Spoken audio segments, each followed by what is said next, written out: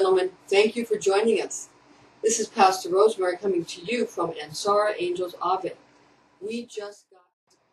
Hello, Taurus, and welcome to your 2015 year that the sheep and the goats are separated by the Lord God Almighty.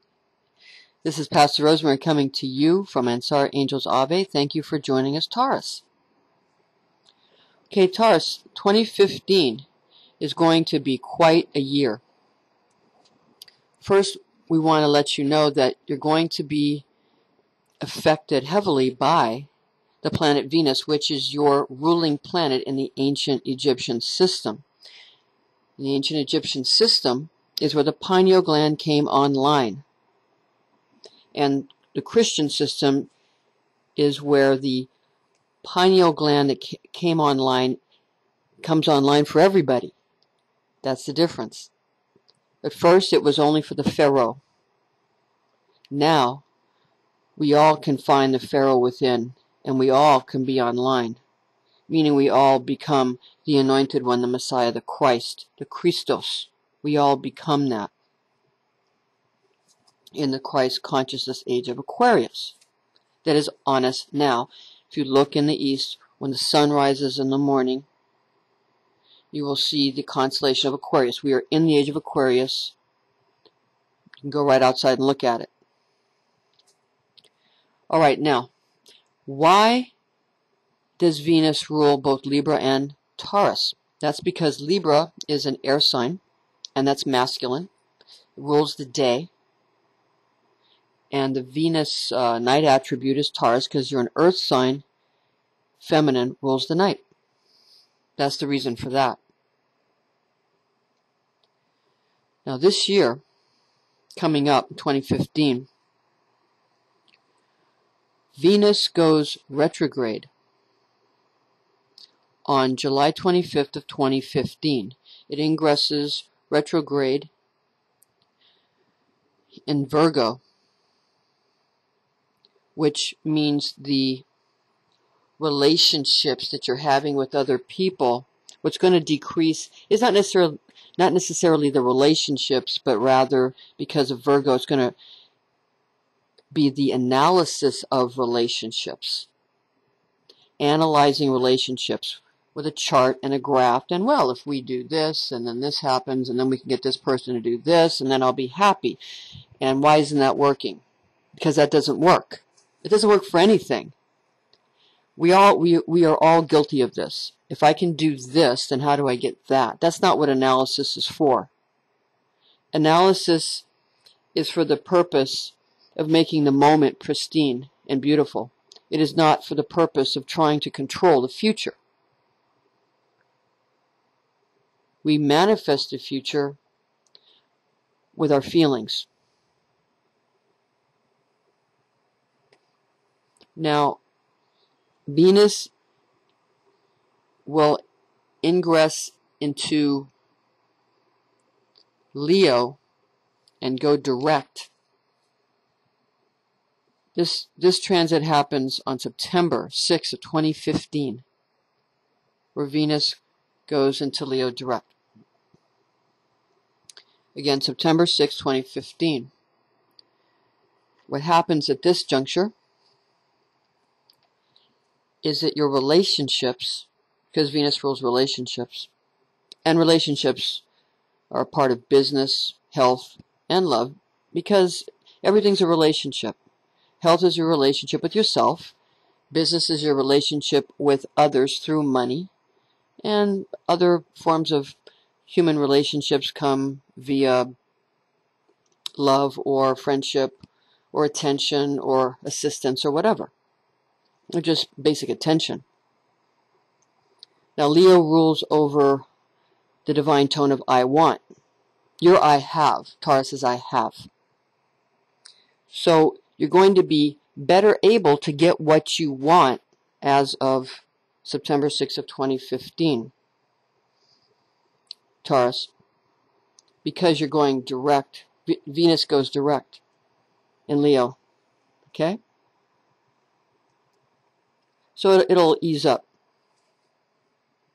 Now, how you can make this retrograde, Venus retrograde time between July 25th and September 6th of 2015. Again, make it positive. You're going to not be over-analyzing your relationships and your business and your health, because you won't be able to. It'll be overwhelming. So what you want to do is allow that lack of analysis so that your creativity can come forth. Now, you're afraid that if you don't analyze, you won't be able to hold on to what you have. You want to hold on to what you have, because your divine tone is I have. Well, you know how to hold on to what you have. That's really not a problem. What you really want, your deep secret is, the deep secret is disclosed in what's directly opposite you on the Christian Zodiac. You're fixed earth, so what is fixed water is Scorpio's directly opposite from you on the Zodiac. And the divine tone of Scorpio is I create. So what you want to be is creative, but you're afraid if you're creative, you'll lose what you have. Or you just feel like it's somehow not practical and not right. Or you feel that people will think less of you, or perhaps make fun of you, or not approve of you. This is, a common problem, but in reality, what people think of you, you've done well in making sure that people think well of you. They do think well of you. But if you don't feel you're being able to be creative, and you don't feel you're getting the love you want, it's because love involves some level of humiliation, some level of not being perfect. Because by its very definition, any human relationship, the two parties or the two entities break each other down. Of course, it's obvious when you have a sperm and an egg come together and they break each other down and form something completely new. So if one person is completely resistant to having anything break down within their self-image or what they think others see of them, which is the definition of our ego, and ego is not an evil thing. It's what we have to work with. It's what God gave us to work with. But when we don't allow any breakdown of that self-image, or the approval, or seek the approval of others to the point where it's ridiculous, then we don't feel we're really living. So how do we allow this kind of breakdown without it being ridiculous or harmful? When do we insist that we be respected, and when do we go after love? Because respect means fear. Would you rather be feared, or would you rather be loved? It depends on, what makes you feel better. If you want people to fear you, they will.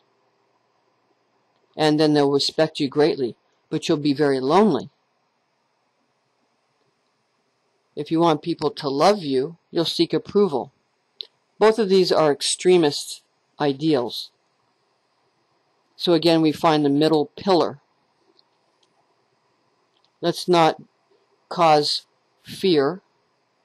Let's not cause pity. We don't want others to look upon us with pity, nor do we want others to look upon us with great fear. We want others to look upon us as somebody they say, yeah, I relate to that. See, this is in the middle. I relate to that. Relationships, I relate to that. So this is what's going to be very important in 2015.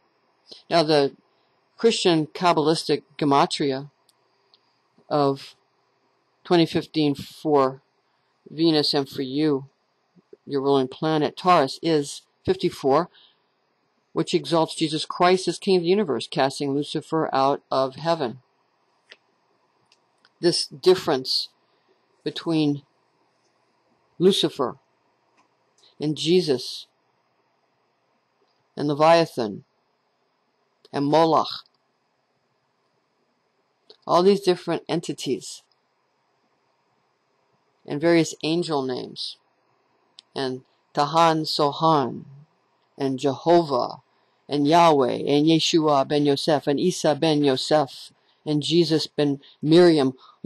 Does it matter what language we're using? We're talking about different parts of your body. We're talking about different ductless glands that secrete hormones. The 7 chakras are based on the 7 ductless glands that secrete hormones. So if you have a pineal gland, you have a Jesus Christ or a Krishna within you.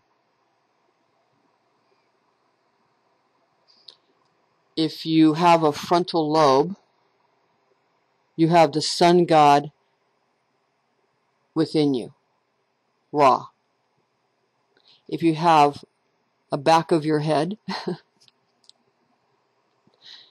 you have a moon god or Allah, or the lunar deities. That's all the subconscious functions that you don't have to think about, because they're doing all that for you. We don't want to get rid of that. How are you going to breathe? Do you want to have to think about breathing? So these are all things within us. From our reproductive organs, to our pancreas, to our thymus, to our thyroid, to our pineal, to our pituitary. These are your chakras. Their physical manifestations are easily diagnosed, because everything is dependent upon your hormones. The throat chakra is what we're trying to breach right now, because the throat chakra and the thyroid is where everybody really gets stuck, because they cannot speak. You need to speak up if you want to get your kundalini up past your throat chakra and up into your pituitary, and finally up into your pineal, which resides above the pituitary, physiologically.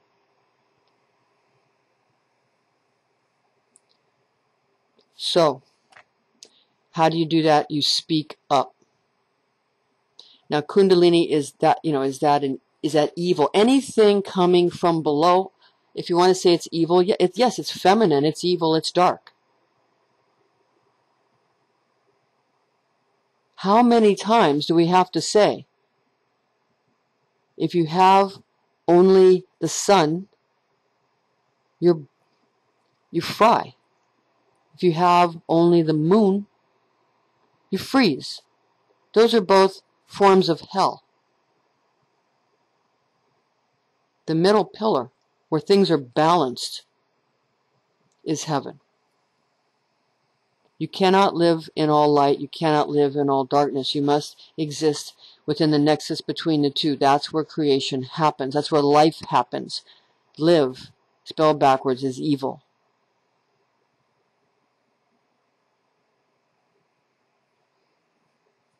Okay, Taurus.